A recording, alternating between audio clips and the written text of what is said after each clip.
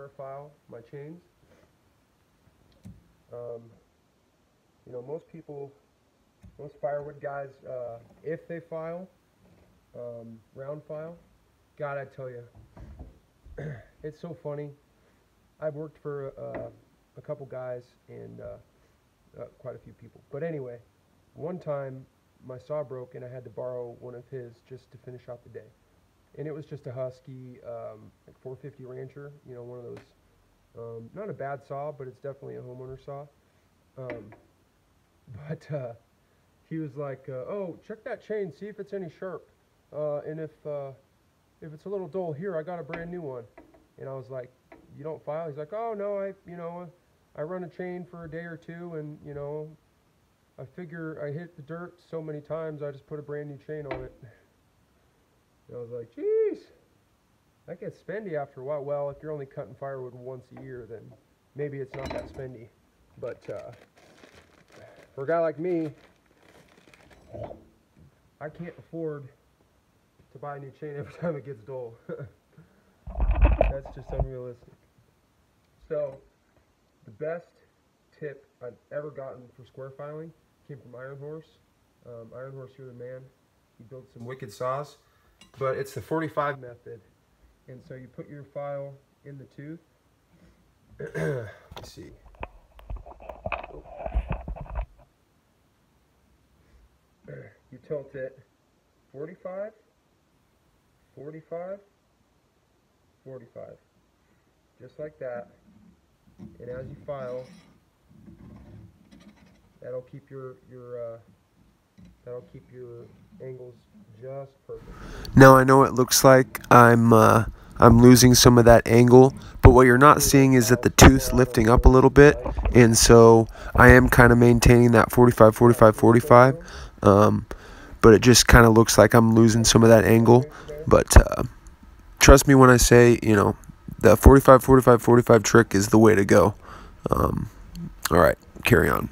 You just want to hear that file just sing across it just like that. That's how you know you're doing it right. So just sing.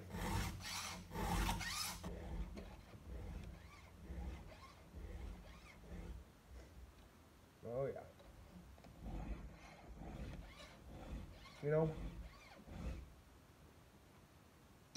I got this chain from my saw shop, and I didn't even ask for it to be square.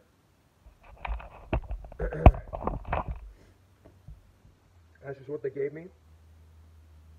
And I think usually guys, if they're given a square chisel and they don't know how to square file, they'll just round file it. Take the meat out and just turn it into a round profile. But for me, I was like, hey, I heard there's something to this square chisel thing, so I bought the appropriate file. I figured I'd give it a whirl. Watched a couple of videos. It's amazing what you can learn on YouTube nowadays. I kind of regret even going to college. Playing football was the main reason, but I think in today's day and age, the only real benefit to college is just the social aspect of being away from home, you know, maybe out of your hometown for the first time ever. You have to go there, you know. When I went down to school, I didn't know anybody really. I knew a few guys from the county that were going down there, but they weren't like buddies. And so I went down there just like, you know, didn't know anybody. Immediately had to kind of, you know, find a group of guys that I could chill with, and man, I had a good time down there. But school-wise, anything I learned there, I could have learned online for free. You know, some people might argue with me, but I honestly think it's just a debt that we saddle on people way too young. Enough of that. It's the kind of shit I think about while I'm filing saw chain.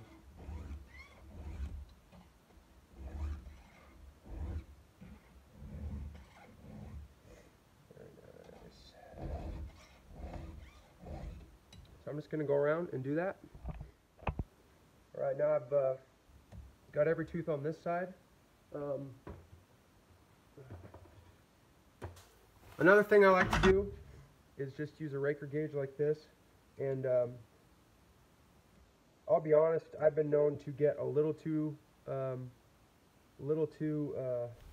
what I'm trying to say is I get a little too aggressive, but here's me stumbling for a couple seconds. Touching my rakers down, and you'll know if you went too far, because that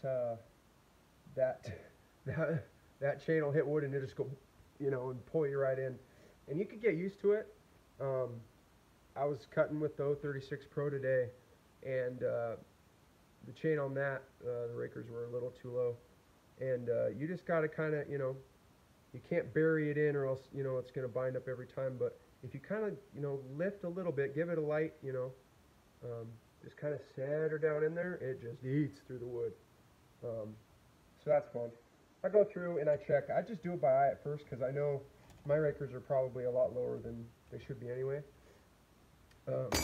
I hit them right when I get a chain, because they're always way too high. Touch them up, brand new chain, put it on, hit the rakers a little bit, just take that sharp edge off of them really, and then get a good hand file in, even if it's a brand new chain, and then I just go from there. But now it's time to do the flippy floppy.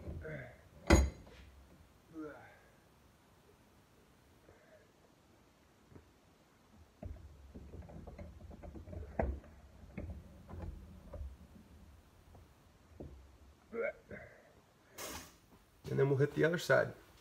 All right. I just wanted to say thanks for watching the video, guys. I'll have some more coming out soon, so take care.